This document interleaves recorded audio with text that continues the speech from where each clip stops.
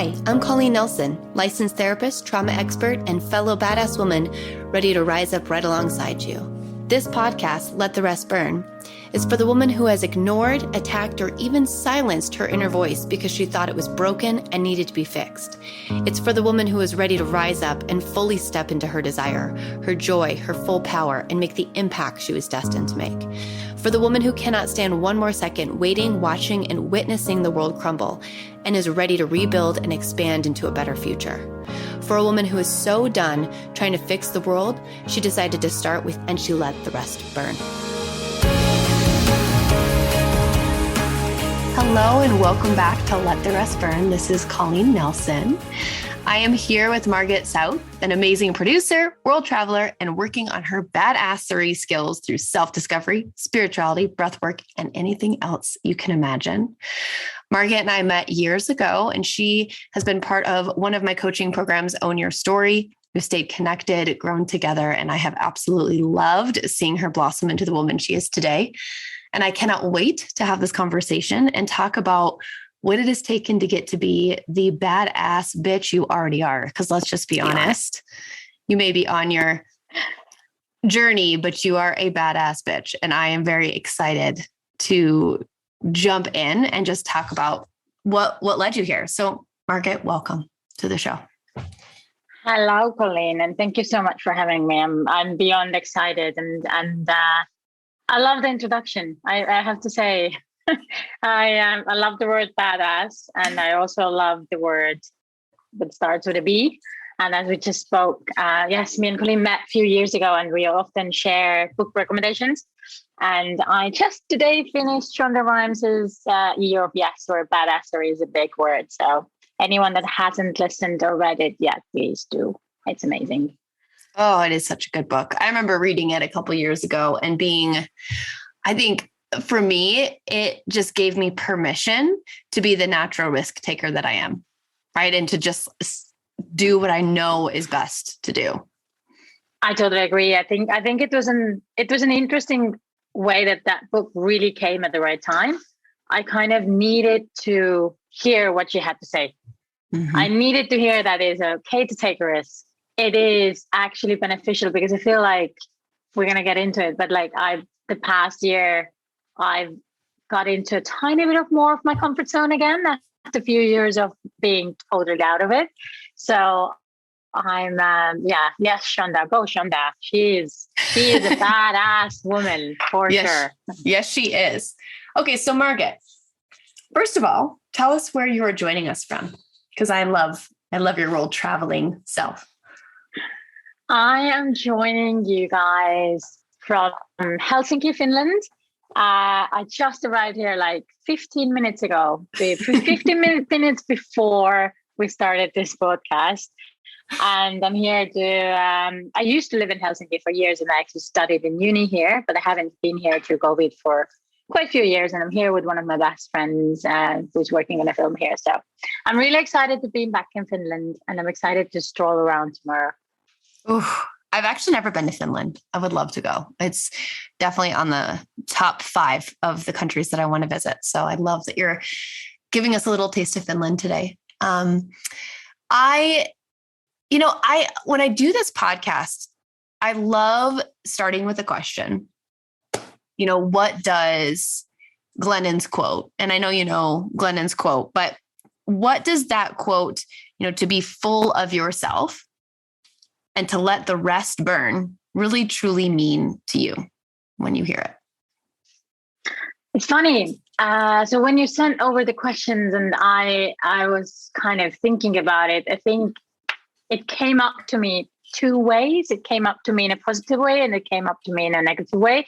So it took me a moment to realize what the question is actually asking me, because I think it might be also lost in translation a tiny bit, because in Estonian, being full of yourself means something else. But it's not always positively seen over here either. She's retaking that word. Yeah, exactly. Yeah. And it took me a moment, to be honest. And of course, I've read Untamed, which is also a life-changing book for me, at least. And it came from you, actually, didn't it, a few years ago? I think Glennon has made let it burn positive for me overall. I think that was the first time in my life after reading that book where I realized that I have let myself burn down 3 to 5 times. Being full of yourself means that you are ready. For me, it means that you're ready to take the leap into the next chapter of your life. And for that to be able to happen, you have to let it all burn. I love that. I love that. And you know what? I want to hear about these 3 to 5 times. You can go into as much detail as you want, but I think it's so fascinating that we mark these moments in our life, often in our younger years, as moments of failure or moments where we lost our path. And we don't recognize that in order to transition into the next level version of who we are and who we want to be, we actually need to be diverted from our place of comfort, from our path, in order to really find home again, because home has changed and we have changed. And I think we discover that more in our 30s and 40s, where we look back and say, okay, like I had to fuck up. I had to completely burn this shit to the ground in order for me to be the person that I am today. And it will happen again. Like, I'm fully anticipating many more versions of this. So I'm curious, when you think about those moments, those, 3 to 5 times, what stands out to you about each one of those? Okay. Oh my God. First of all, I think that I realized that I've let myself burn down in the best way possible only a few years ago, only when I started to work on myself, right? Until then, those were the moments that I kind of cleansed, or like kind of went into this hermit mode, like we call it. Yes. And I was hiding myself under a rock somewhere. I think now when I think about them, I have a lot of respect, love, and curiosity for those times. I think I've definitely loved the latest one that I had. I think that's my favorite one, because then it was kind of already, it's coming, and it's kind of, you go into it with excitement, even though it's hard. It's never that easy. And I think that what happens as well in 30s and 40s, those burning downs get easier and easier because you welcome them. You don't run away from them. You're not trying to fight against them. You're just trying to, you're waiting for them to happen because it's going to be so much more blossoming on the other side. And I love, you use that analogy a lot. Like, we need to ride the wave, right? So you need to ride the wave, and then coming down, because coming down from the wave is always the most amazing feeling of all time. So I think, like, the latest one, I definitely had one in my childhood, as you know, and I've had quite a journey in this lovely life. But then I had one in my teenager years, and one when I divorced, one when I had a bad breakup and I had to rebuild everything. I think that was like the biggest one I've had. Yeah. And then the latest one, I think, started when I stopped drinking for quite a while. And then when I met you, so I think like right before COVID, right before moving to Berlin, I think that's the moment where I just like snapped and turned into the best version I know myself as. And then now, of course, a year ago when I came back to Estonia, where I'm from, I'm Estonian. I'm proud to be Estonian. But I realized that I had left because I had shadows that I left behind, and now I came to let it burn down again. Befriend my shadows and to be able to go again. So I think I'm in the verge. I'm like a year out of a next foundational burn, which is also really exciting, because I think once I deal with that, I'm going to be way more badassery than I am now. What makes someone badass in your book? When you say that word, when you're like, even more badassery than I am now, what does a badass woman actually mean to you? Owning yourself, loving yourself, believing in yourself, showing up as your true self. I think those are the most important things and the hardest skills to learn. There's so many things that come, so many people, there's so much judgment. There's so many things that just come with it, especially often that trigger from our past. There's Yes. a lot of images in other people's minds that they see you as. There's a lot of judgment because I've never fit into a box. I've always, I remember when I discovered Me the too, sentence girl. I know that's why we get along. I remember it was like when you don't fit in, you're born to stand out or something like that. I remember when I first heard that sentence, I was like, oh my God, finally someone first time in my life is not fitting in a bad thing. Because it's not a nice feeling. You know that, like growing up, where you always like, you're not the golden one. Sorry, guys. Also, we're going to have a lot of Glennon analogy. But when you're not like a golden one, but you're not the other one, and then you're kind of trying to find your place. So it's been a journey for sure. But yeah, I think badassery. Everyone is their most badass selves, and I think also it glows. Your energy starts flowing when you start showing up the way you are. And it's so much easier to live because you love yourself. You don't need anyone else to love you to be able to have a happy life. And once that happens, everything else starts falling into pieces. And then suddenly it's just like, I think I've done that phase a few years ago where I've rediscovered the love to myself, and Colleen knows really well how hard I worked on it. But everything just starts to then happen suddenly. You don't literally need to do anything. It just happens. And that's a really beautiful thing to see. Oh, I agree. And I want to go back to two things that you said, because I think they're really important. This fitting in versus standing out concept. I talk to a lot of unique, incredible, powerful women on a regular basis. And I think every single person on this planet has the capacity to be that, right? But I talk to a lot of people who struggle with this idea that there is something inherently wrong or broken with them because they don't fit in, or they don't say the thing they're supposed to, or they don't magnetize friends in the same way, or, they don't have the prescribed life that they feel like they were supposed to have, or others around them have. This kind of comparison thing that happens. And I just wonder if you can speak to that a little bit, because I think it's important, because it's something I hear over and over and over again. How do you deal with that today after you've discovered this self-love piece? How do you deal with, being in a group of people and interacting with them socially or professionally and not feeling like you fit in? What do you do? Oh, I think it's a work in progress until the day you leave this body.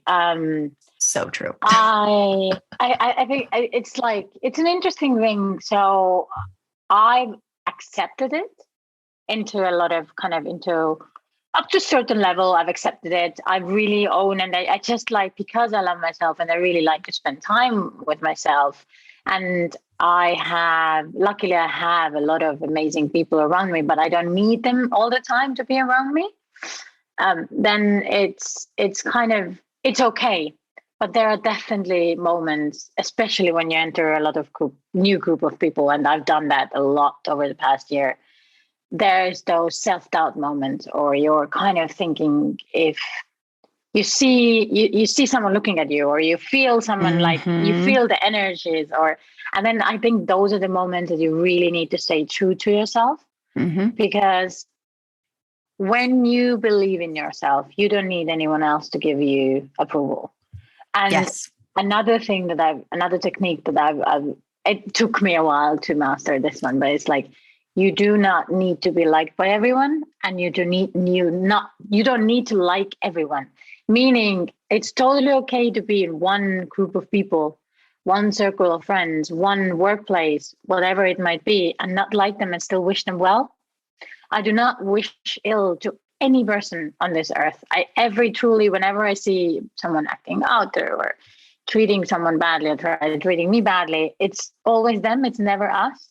So those people are just hurt. So you just need to wish them well. And I think that also when you do that switch, because we're all human, It's normal to get mad when someone flips you off while driving a car. It's a normal instinct. That's how humans have interacted for decades and over hundreds of years. And also, like me and you have been speaking about it a lot, that it's the male's perspective of the world, right? It's because we live in the male's perspective of the world. There's much more of this alpha male kind of competition thing that comes in, and that kind of triggers down to groups of people as well. But yeah, I think it's like owning yourself and loving yourself and staying true and not wishing anyone ill.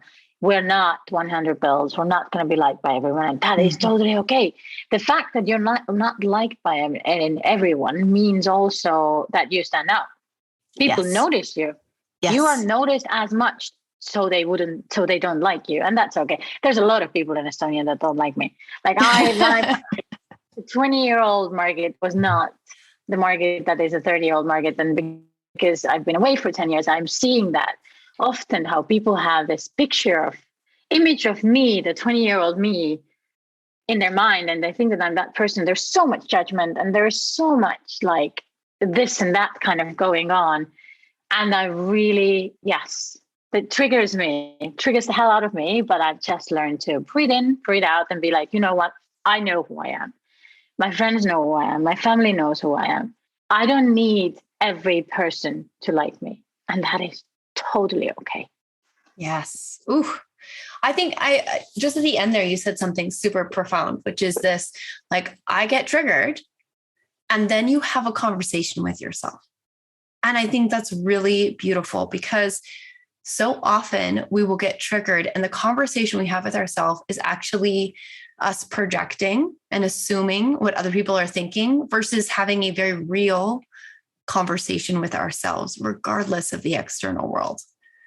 And when everybody is discerning in their judgment. Okay. And what I mean by that is every single person on this planet, when you are entering any sort of group dynamic or social dynamic, are determining inside themselves whether or not they fit in. And in order to do that, they have to look at you and they have to look at themselves and they have to look at everybody else and decide what is normal and what is not normal.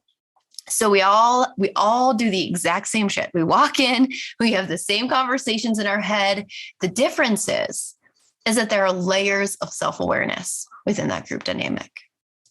And you have the incredibly self-aware people who can say what you just said, Margit, which is, this isn't about me. This is about them. They're hurting. For people that are struggling with judgment or who are treating me inappropriately in this moment or doing something energetically that is not aligned, that's their journey. That's their soul contract. That's not me. There are people kind of in the middle who have a taste of this, who have an idea that it's not always them, but they're kind of second guessing themselves. Like, well, wait a second, is this me? Or is this you? Because they just haven't done the self journey to determine what's them and what's someone else yet. I think we all take the different, I think that the 2 and 3, everyone kind of switches. It really depends what kind of circle of people you're in. So true. So true. Yeah.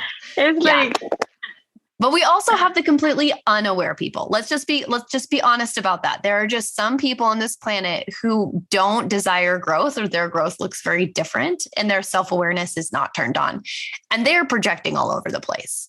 And that brings me to that group dynamic, right? When we're in a group of those that identify as women, I find that we are in a position where we're actually craving a deeper belonging more often than not. But we have not been taught well how to do that. And that's the patriarchy, as you were talking about, Margit, this idea that it's competition versus collaboration. Women actually naturally go deep very quickly when they're together.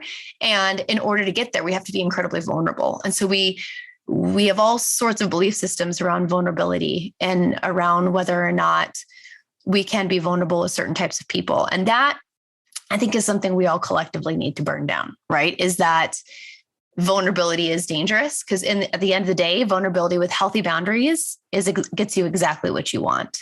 And what I want to see happen, and what you named so well, is this idea of I do have control over how I react. I do have the capacity to get triggered in these circumstances and still have a conversation with myself that's supportive and loving. And also hold space for all that hard stuff. Because it's so hard. I mean, we can be like, I love myself, and be like, oh, why'd you look at me like that? Like I was with we're all human. yes, in the end, we're all human. We are. I was sitting with my like bestest friends yesterday at Easter, the firsties is what we call ourselves. And they're all like having this like lovely conversation. And I'm more quiet. I'm tired. And in my head, I'm not kidding. This is like a perfect example. I'm like, oh, you're not funny, Colleen. They don't want to hear what you have to say. You're just too serious and weird. Now, the truth is I am very serious and weird, and that's okay. But I'm also kind of funny, but in a serious, weird way. And they all don't really give a shit. Let's be honest. I could come in and say something like, unicorns are purple. And they'd be like, cool, Colleen, like they don't care.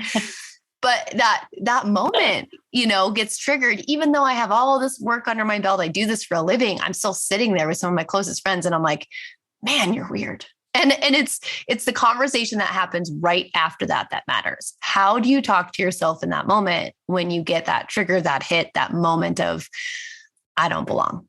And that's so crucial for all of us. It is. I think it is. And it's kind of like, it's like everything in life. It's like we're built of muscles, right? Humans are built of muscles. Our mind is a muscle. The way we think, our thinking patterns is a muscle. In the long run, it's just like everything is trainable. And I think that's how that works as well. Also, as a side note, weird people are the best people in the world. Like, I love weird people. I'm such a weirdo. Like, I love being weirdo. I think I feel the most comfortable when I go into a group of weirdos. Like, that's my sweet spot. Like, I embrace the weirdo-ness. And luckily, a lot of my friends are weird in one or two ways. And I mean it as a positive thing, whoever is listening. But yeah, I think it's about training that muscle. It's about like the way, and also a lot of people don't know how to talk to themselves. Like they don't know, I'm still quite, I do journal, but I'm way better at talking to myself or doing meditation, and like breath work is my big love. I love it. It really suits me.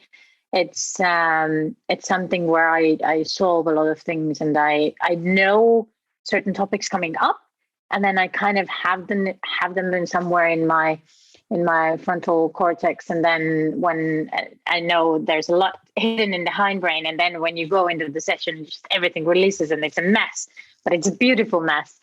And I think everyone needs to find their own way of doing it, right? It's like, yes, how do you talk to yourself? Some people go for a walk. Some people listen to a book. Some people write it down. Some people go to a dance class, whatever it might be to you. And then once you master that, then it's easy. Then you have those moments. I have those moments all the time. Or like, we had this amazing weekend away a few weeks ago, I think. And then like, it was quite a big group of people. And of course, things come up. It's like, you don't even, it's like, it's such a human. And sometimes I even laugh.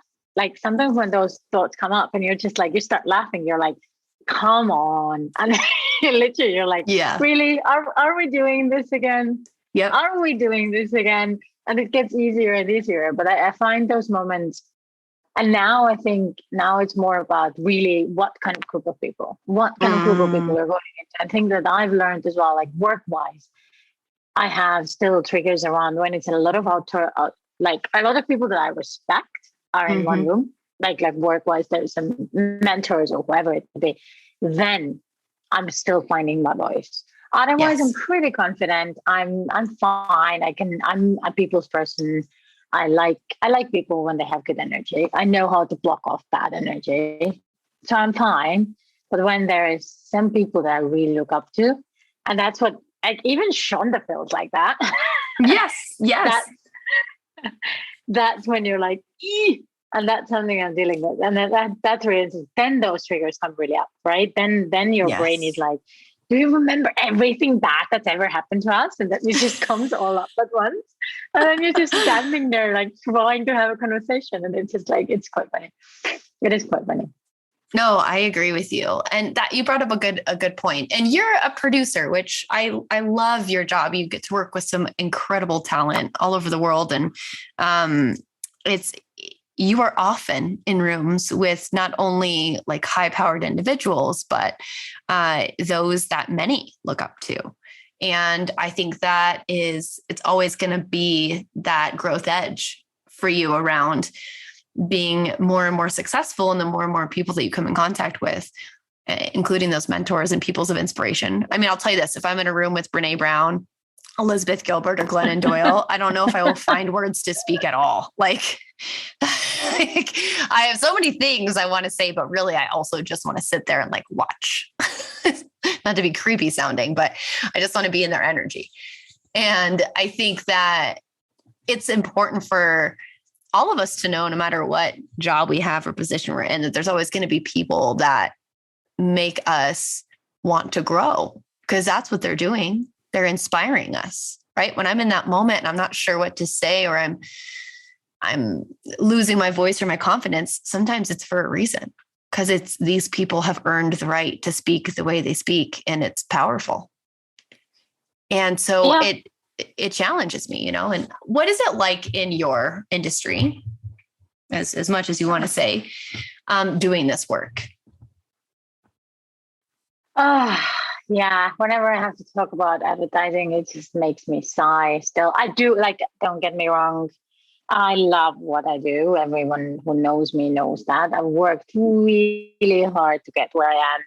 I've been extremely lucky as well to have some amazing jobs, and I've worked with best people in the world, probably in a lot of occasions. But advertising is hard. And I think overall, people don't know how to be real. People don't like to be real. People are struggling to be real. Even my friend, like I have a lot of friends who still haven't looked into the mirror. And that's something you can't tell anyone, right? You can't. That's not our place. No one's place to say anything to the other person. Everyone is on their own journey. So in advertising, multiple tap with 10. No one wants to be real. Everyone is usually, what I love about it, everyone is super weird, especially on the world scale. I think the weirder you are, the further you get. Kind of thing. And I mean it in that the most positive way possible. Like all of my creatives or my creative directors, they're like all in the best way possible, a tiny bit weird.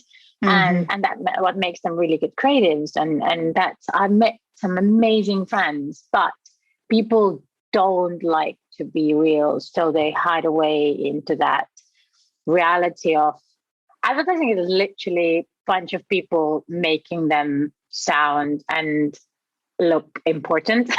Yes. We sell stuff. In the end of the day, yes, we sell stuff, and it's pure capitalism. It's against everything that I believe, but it's nice. Like you get to work on amazing stuff, and I love strategy and the way we put stuff together. But I think it's a hard industry to even kind of talk about these topics, because I don't think it's got there, especially I think in like UK. I think US is doing a tiny bit better. I think in UK it's still like, it's really extremely male-led still in 2022. And there's a lot of conversations you can't have. And this is definitely a conversation that is also, it's hard. It is hard. But the rooms are getting more and more diverse. So you can see all kind of, people are trying to be better. People are trying to talk about different topics. And I think also people are finding brands. I think it's close globally. It's like brands are finding that they have a voice. And even though it can also, yes, it's still capitalism, it's still about sales and KPIs in the end, but they do then know that they have a voice and they also have a responsibility. And that is interesting. That's something that I follow and I like to hear, because there's a lot of smart people as well. When the smart people start speaking, that's where I'm extremely, extremely excited always. Yes. Well, and I think that, just on this same like work path, I want to talk about what happens, Margit, when you hit this place, because I think a lot of people struggle to let the rest burn, because sometimes it means that's like, a job or a position in the job or a relationship within your career. And I'm curious, because I know the answer.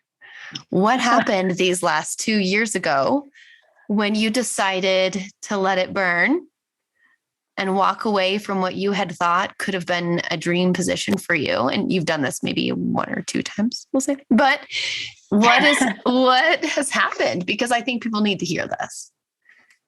Yeah, that's an interesting one. Yeah, I've done it twice. In the past year, actually. So I left the job, and I love them all dearly. I left my job in Berlin to go back to freelance. In last year in April, I think I resigned on today a year ago. Ooh. Or something like that.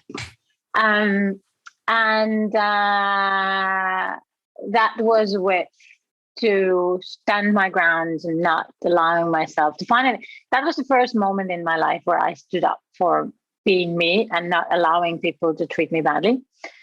And that was a really powerful moment. I think that I was so scared.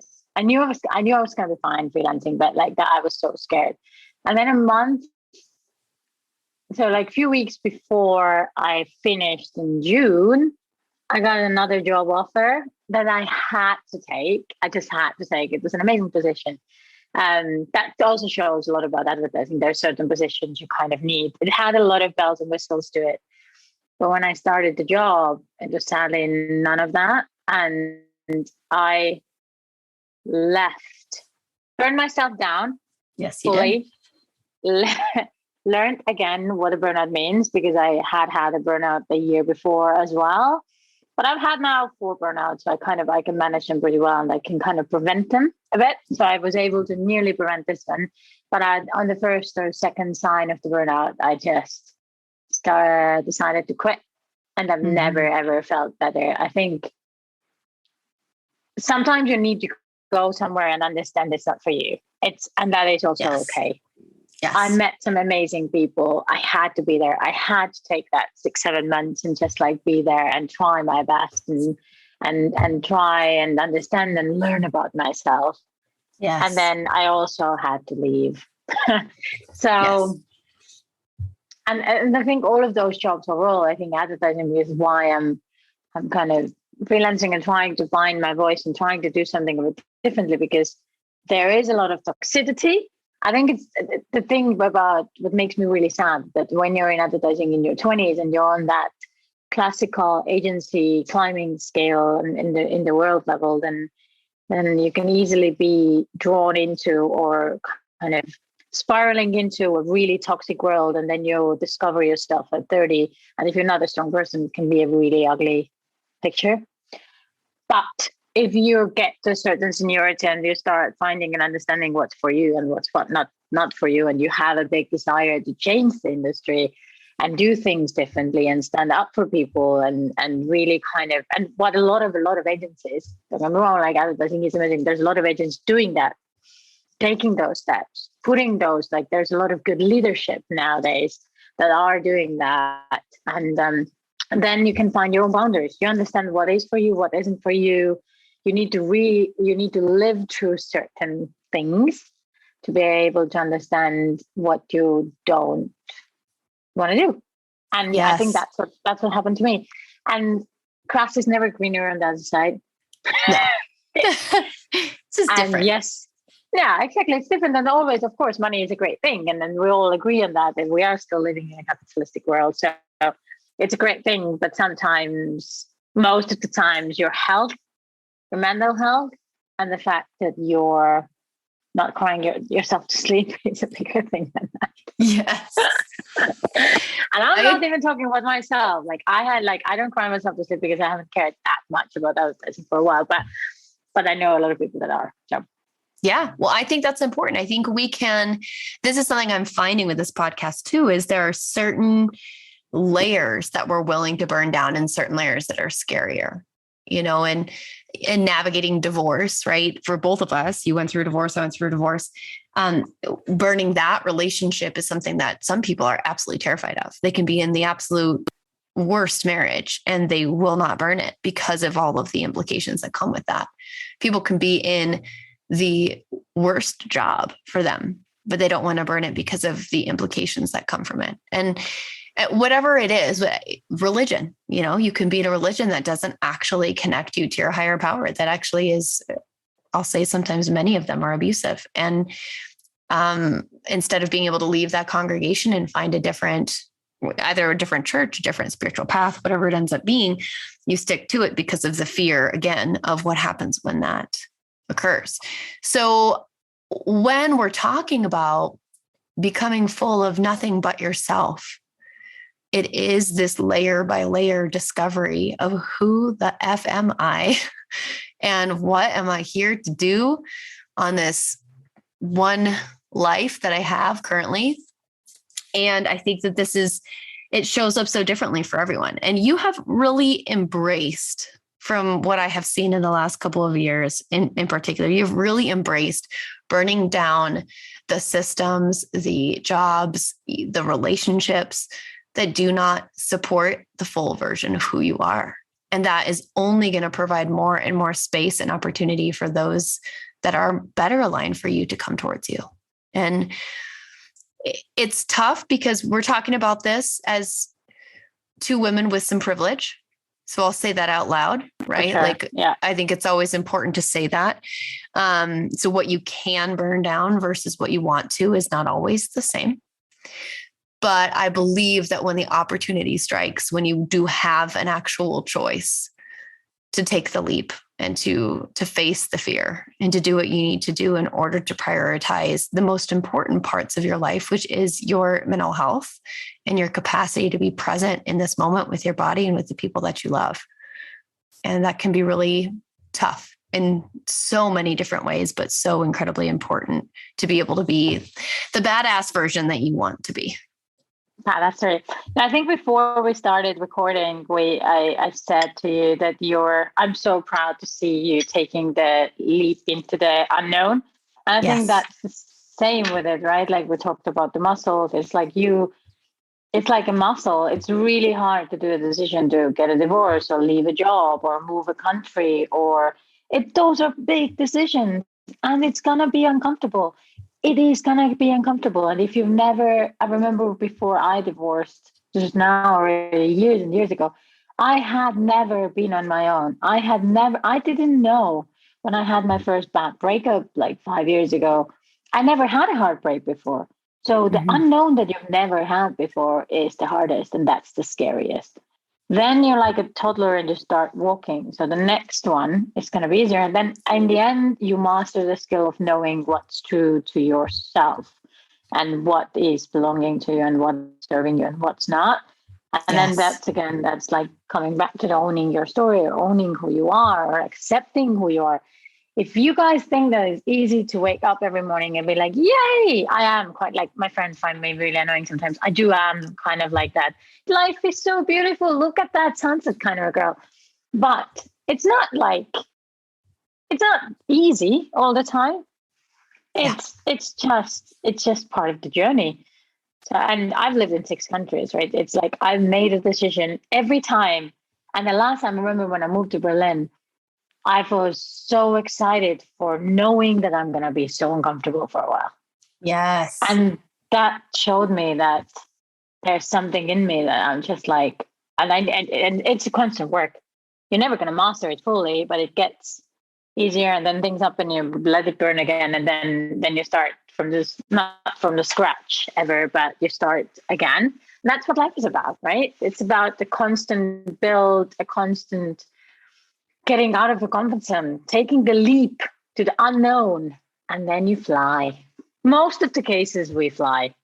Yes. Sometimes you crash and burn, but that's also okay. You always get up. Like people always get up until your time on this earth is over. That sounded a bit too deep, but you know what I mean. It can be deep. It's true though. I think you're right. It's this, I mean, there's nothing that we talk on here that isn't deep. So keep that in mind. But, I love this conversation, and I love this conversation because it always brings me to different ways of looking at this statement with everybody that I talk to. And, you have been on quite the journey, Margit, and I'm excited to see where you go on this journey and what you do and who you become. And I imagine this is not going to be the last time you're on the podcast. I think we'll have conversations many times over. And I just I appreciate you very much being on today. And I want to give you the opportunity, give any final thoughts, quotes, statements, words of wisdom, badassery thoughts that you want to share with the audience today.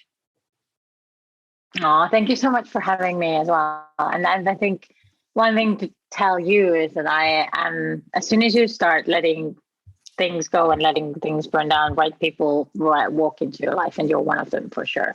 It's been a few years. I'm forever grateful to have you and also to see you grow and you to be next to my growth. Words of wisdom, I don't think that's my thing for sure. But anyone that has not listened, read Year of Yes or Untamed, please do it. I think that's those two books are like Bibles to the women that are on the growth journey. And just allow yourself to be yourself. Every morning, wake up and just tell yourself that you love yourself. You only have one you only have one body. You sadly can't choose it. It's who we are. So once you master that, I think it's also, life is more beautiful. And taking all of the sunsets. I have a thing with sunsets. Just allow your heart to glow and remember that feeling whenever you're feeling down. I think that's something that I've also mastered, and I really love that. Yes. Ooh, I love that. I think that's a great way to end. And for all of you listening, whatever time of day it is, why don't you make a commitment today to go watch the sunset and to think about what you have let burn, what you want to let burn, and what might need to be burned in the future, and join all of us weirdos over here in our self-improvement journey of constantly changing everything. And take some crystals with you. If you don't have any, please go and get some. So many crystals. Just ordered like 3 yesterday. And I appreciate you. Thank you all for joining us today, and have a wonderful, wonderful rest of your day. Thank you. Bye.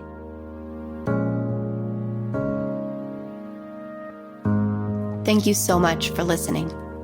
I appreciate every single second that you chose to set aside for you and the impact that you're going to have on the world today. To be inspired, to be seen, and to hold space starts with the very actions we take with ourselves. Look at the show notes for more information. Like and subscribe, and share with friends if you feel inspired to. And as always, let the rest burn.